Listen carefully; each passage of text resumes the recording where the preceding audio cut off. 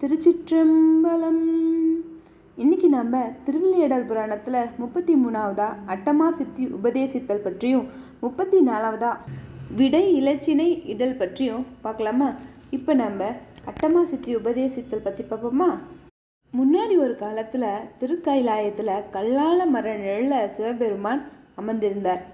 அவருக்கு தாம்பூலம் அடித்து கொடுத்துக்கிட்டு பக்கத்தில் உட்காந்துருக்குறாங்க உமையம்மை. அப்போ சிவபெருமானே கதின்னு அவரை அண்டி இருந்த சிவகண தலைவர்களுக்கும் சனகாதி முனிவர்களுக்கும் போக குருவான சிவபெருமான் அமுதம் வழங்கிட்டு இருக்காரு. அப்போ முருகப்பெருமானை வளர்த்தெடுத்த கார்த்திகை பெண்கள் சிவபெருமான் முன்னாடி தோன்றி, இறைவா கருணையே உருவானவரே, நீங்கள் எங்களுக்கு அட்டமா சித்திகளை உபதேசித்து அருள் செய்யணும்னு வேண்டிக்கிறாங்க. அதுக்கு சிவபெருமான் உமாதேவியரை காண்பிச்சு, உமையே பராசக்தி மகேஸ்வரி அனிமா முதலியான அஷ்ட சித்திகளுக்கு நடுவில் அமர்ந்திருக்கிறவங்க. அதனால் நீங்கள் உமையம்மையை நினச்சி தியானம் பண்ணிங்கன்னா அவங்க உங்களுடைய வினைகளை எல்லாம் போக்கி அஷ்டமா சித்திகளையும் அருள்வார் அப்படின்னு சொல்கிறாரு. அப்புறம் சிவபெருமான் கார்த்திகை பெண்களான யசமாதர்கள் அறுவருக்கும் அஷ்டமா சித்திகளை உபதேசித்து அருள் செய்கிறார். ஆனால் அவங்க 6 பேரும் சிவபெருமான் சொன்ன மாதிரி உமை எண்ணெயை மனசில் நினச்சி தியானம் பண்ணாததுனால சிவபெருமான் அருள் செய்த அஷ்டமா சித்திகளையும் மறந்து போயிடுறாங்க. இதனால் சிவபெருமானுக்கு ரொம்ப கோபம் வந்துடுச்சு. அவர் கோபத்தில் நீங்கள் 6 பேரும் பட்டமங்கை அப்படிங்கிற ஒரு ஊரில் ஆலமரத்துக்கு கீழே இருக்க கற்பாறைகளாக கிடக்க கடவுதுன்னு சாபம் விட்டுறாரு. இதை கேட்ட கார்த்திகை பெண்கள் 6 பேரும் மனசுல ரொம்ப கஷ்டப்பட்டு, இறைவா எங்களை நீங்கள் தான் மன்னிச்சு இந்த சாபத்துக்கு விமோச்சனம் ஏதாவது இருக்குதான்னு சொல்லணும் அப்படின்னு அப்படியே ரொம்ப ஏக்கமாக கேட்டுட்டு நின்றுட்டுருக்காங்க.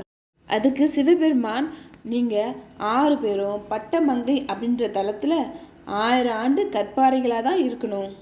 அதுக்கப்புறமா தான் நான் மதுரையிலிருந்து உங்களுடைய சாபத்தை போக்கி உங்களுடைய பழைய உருவத்தையும் கொடுத்து உங்களுக்கு அட்டமா சித்திகளையும் உபதேசித்து அருள் செய்வேன் அப்படின்னு சொல்கிறாரு. இப்படி இறைவன் கொடுத்த சாபத்தினால கார்த்திகை பெண்களான யசமாதர் 6 பேரும் பட்டமங்கை அப்படின்ற ஒரு ஊரில் ஆலமரத்துக்கு அடியில் கற்பாறைகளாக மாறி கிடக்கிறாங்க. 1000 ஆண்டு கடந்ததுக்கப்புறம் என் குணத்தவரான சிவபெருமான் ஒரு ஞான ஆசிரிய வடிவம் எடுத்துக்கிட்டு கற்பாறைகளாக கிடக்கும் கார்த்திகை பெண்கள் முன்பாக தோன்றி அவர்களுடைய சாபவினை நீங்குமாறு அப்படியே ஒரு பார்வை பார்க்குறாரு. சிவபெருமானோட அருளால் சாபம் நீங்க பெற்ற கார்த்திகை பெண்கள் 6 பேரும் கற்பாறை வடிவத்திலிருந்து அவங்களுடைய சுய உருவை அடைஞ்சிட்டாங்க. ஒரு ஞான ஆசிரியராக அவங்க முன்னாடி தோன்றி அவங்களுக்கு சாப விமோச்சனம் கொடுத்த சிவபெருமானுடைய கருணையை நினச்சி அவருடைய காலில் விழுந்து வணங்குறாங்க. அப்புறம் சிவபெருமான் அந்த 6 பெண்களுடைய தலை மேலே அவருடைய திருக்கரத்தை வைத்து தெல்ல தெளிவாக அஷ்டமா சித்திகளை அவங்களுக்கு உபதேசித்தருளினார். சித்திகள் 8 வகைப்படும். அவை அனிமா, மகிமா, லஹிமா, கரிமா, பிராப்தி, பிரகாமியம், ஈசத்துவம், வசித்துவம் என்பதாகும். இவை 8ம் ஒப்புயர்வற்ற மெய்ஞானிகளின் விளையாட்டின் வகைகளாகும். பரமாணுவாய் தங்கும் தன்மையே அனிமா, எங்கும் நிறைந்திருக்கும் பெருமைதான் மகிமா, பாரமில்லாதிருப்பது லஹிமா, கனமற்றிருப்பது கரிமா, அனைத்து உலகும் சென்று வரும் தன்மை பிராப்தி, வேற்று உடலுக்குள் புகுதல், வான சஞ்சாரம் செய்தல், நினைத்த இடத்தில் நினைத்தவாறு செய்தல், உலகப் பொருள்கள் அனைத்தையும் முக்காலங்களையும் வானுலகப் பொருள்களையும் தன்னுள்ளே உள்ள ஒளியால் விளங்கச் செய்தல், இருந்த இடத்தில் இருந்தவாறே அனைத்தும் அறிதல் ஆகியவை பிரகாமியம். சிவபெருமானுக்கு நிகராய் முத்தொழில்களையும் செய்து நவ கிரகங்களையும் தன் கட்டளைக்கு இணங்கச் செய்வது ஈசத்துவம். அனைத்து வகை உயிர்களையும் இந்திராதி திக் பாலகர்களையும் தன் வசமாக்குவது வசித்துவம்.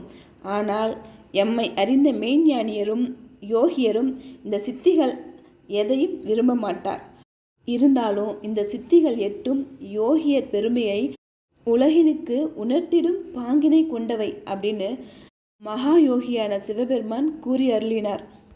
இப்படி சிவபெருமான் தெல்ல தெளிவாக உபதேசித்த அட்டமா சித்திகளையும் கார்த்திகை பெண்களான யசமாதர் 6 பேரும் அன்னை உமையவளை மனசில் நினச்சி தியானித்து நல்லா கற்றுக்கிட்டாங்க.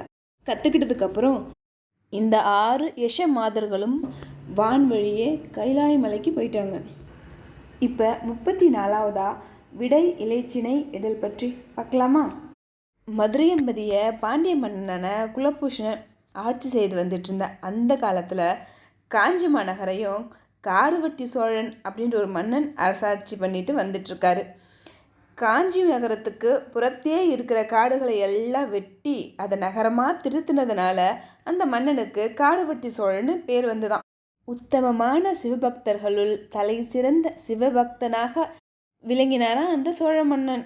அவர் எப்பவுமே திருநீரும் ருத்ராட்சமும் அணிந்திருப்பாராம். அவர் எல்லா பொருளுக்கும் மேலான ஒரு பொருள் பரம்பொருளாகிய சிவபெருமானேங்கிறதையும் நல்லா தெரிஞ்சு வச்சிருந்தாரு. அது மட்டும் இல்லை, வேதங்களை நல்லா ஓதி அதை நல்லா உணர்ந்து இருந்தார். தினமும் சிவபுண்ணிய கதைகளை காதால் கேட்டு சந்தோஷப்படுவார். இப்படி சிவலீலைகளை மற்றவங்க சொல்லும்போது யார் சந்தோஷமாக கேட்குறாங்களோ அவங்களுக்கும் அன்பனாக இருப்பாராம் இந்த சோழ மன்னன். அந்த காடுவெட்டி சோழ மன்னனுக்கு மதுரைக்கு போய் சொக்கநாதரை வணங்கணும்னு ரொம்ப நாளாக ஆசை இருந்துச்சான். நாட்கள் செல்ல செல்ல அவருக்கு சொக்கநாதர் மேலே பக்தி அதிகமாகிட்டே இருந்துதான். நம்ம எப்போ போய் சொக்கநாதரை பார்த்து அவருடைய திருவடியில் விழுந்து வணங்குவோம் அப்படின்னு நினச்சிக்கிட்டே இருந்தார். இப்படி சொக்கநாதரையே நினச்சிக்கிட்டு ஒரு நாள் நைட்டு அப்படியே தூங்கிட்டார்.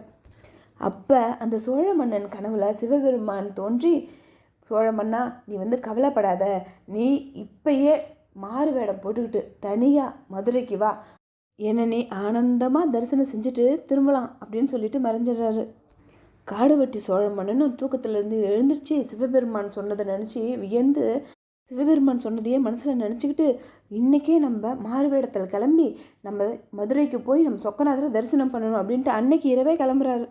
பஞ்சாட்சர மந்திரத்தையே அவருடைய உடைவாளாக கொண்டு அப்படியே மதுரை நோக்கி போயிட்டுருக்காரு. பல மலைகள், ஆறுகள், நிலங்கள் என எல்லாத்தையும் கடந்து வந்த சோழ மன்னன் வைகை நதி கரைக்கு வந்துட்டார். ஆனால் வைகை நதியில் வெள்ளம் பெருக்கெடுத்து ஓடுது. அதை பார்த்து அவருக்கு மனசு ரொம்ப கஷ்டப்படுது. நம்ம சோமசுந்தர பெருமானை வணங்கலான்னு ரொம்ப ஆசையோடு வந்தோம்.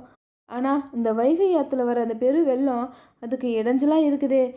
கை கேட்டினது வாய் கேட்டாதுன்னு சொல்லுவாங்களே, அது உண்மைதானோ? பொழுது விடிஞ்சதும் பாண்டிய மன்னன் என்னை பார்த்தா என்னை சும்மாவா விடுவான்? என்னோட பகைவனே அவன் தானே. பாண்டிய மன்னன் தான் என்னோட பகைவன் நினச்சா இந்த வைகையாரும் எனக்கு பெரும் பகையை விளைவிக்குதே அப்படின்னு மனசில் ரொம்ப கஷ்டப்படுறாரு. இப்படி காடுவெட்டி சோழன் மனசில் கஷ்டப்பட்டுட்டு இருக்கும்போதே சிவபெருமான் அவருடைய கஷ்டத்தை உணர்ந்து அது போக்குறதுக்காக ஒரு சித்தமூர்த்தியாக உருவெடுத்து அந்த சோழ மன்னன் பக்கத்தில் நிற்கிறாரு.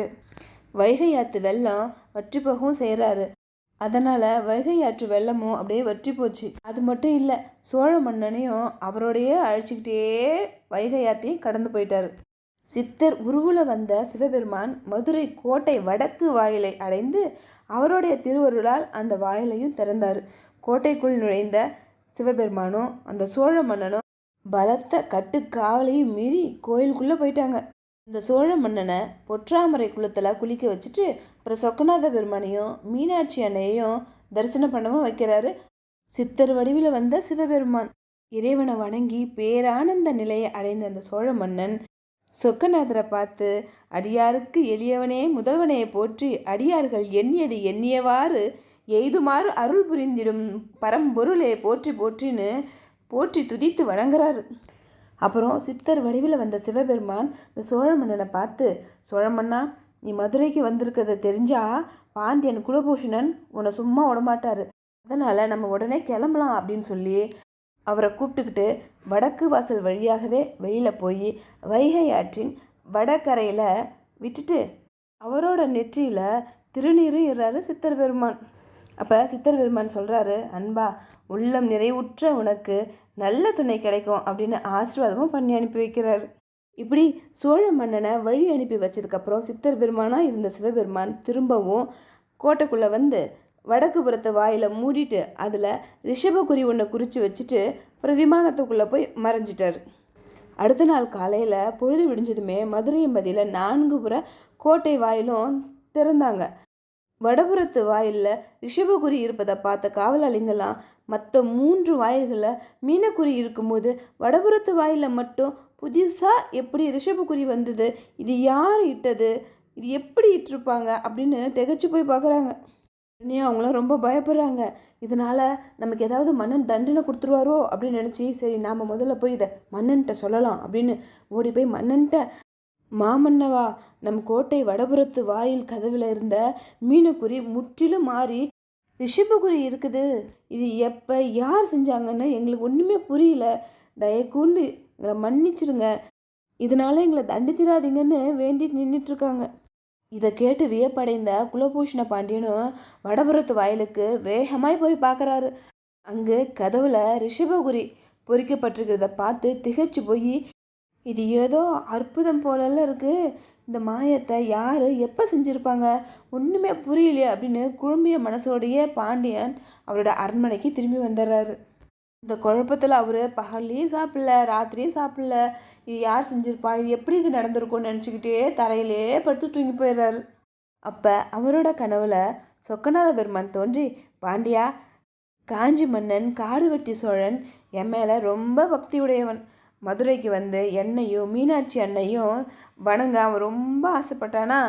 அவன் உன் பகைவன் இல்லை, அதனால் யாருக்குமே தெரியாமல் அவனை வடபுறத்து வாயில் திறந்து விட்டு மதுரைக்கு அழைச்சிட்டு வந்து என்னையும் மீனாட்சி அம்மையையும் தரிசிக்க வச்சுட்டு திருப்பையும் வடபுறத்து வாயில் வழியாகவே அவரை அமுச்சு வச்சுட்டு திரும்பவும் வடபுறத்து வாயிலை மூடி அதில் ரிஷபகுரி பொறிச்சதும் நான் தான் சொல்லிட்டு மறைஞ்சிடறாரு. உடனே தூக்கத்திலேருந்து எழுந்திருச்ச பாண்டியன் குலபூஷணன் சிவபெருமானுடைய பெருங்கருணையை நினச்சோம் அவருடைய சந்தேகம் தீர்ந்ததுனாலையும் சோமசுந்தர பெருமானை போற்றி வணங்குறாரு. அப்புறம் பரம பக்தனான சோழ மன்னனுக்காக சிவபெருமான் என்னெல்லாம் பண்ணியிருக்காரு அப்படின்னு அதை நினச்சி ஆனந்த வெள்ளத்தில் அப்படியே மூழ்கி திளைக்கிறாரு. பொழுது விடிஞ்சதுமே நேராக கோயிலுக்கு போய் சொக்கநாத பெருமானை வழிபட்டு அப்படியே நெடுஞ்சான் கிடையாக விழுந்து சிவபெருமானை போற்றி வழிபடுறாரு. அப்புறம் அவர் எல்லாத்துக்கிட்டையும் சிவபெருமானுடைய திருவிளையாடலை சொல்லி மகிழ்ச்சி அடைகிறாரு. சொக்கநாத பெருமான் மேலே அளவற்ற பக்தியை வச்சிருந்த குலபூஷண பாண்டியனும் அவரோட மகனான ராஜேந்திர பாண்டியன்ட்ட ஆட்சி பொறுப்பை ஒப்படைச்சிட்டு அவரோட வாழ்வின் கடைசியாக சிவபெருமானுடைய திருவடி நிழலை அடைஞ்சிட்டார். திருச்சிற்றம்பலம். வீடியோ உங்களுக்கு பிடிச்சிருந்தா லைக் பண்ணுங்கள், ஷேர் பண்ணுங்கள், மறக்காமல் இந்த சேனலை சப்ஸ்கிரைப் பண்ணுங்கள். இந்த வீடியோ பார்த்ததுக்கு ரொம்ப நன்றி.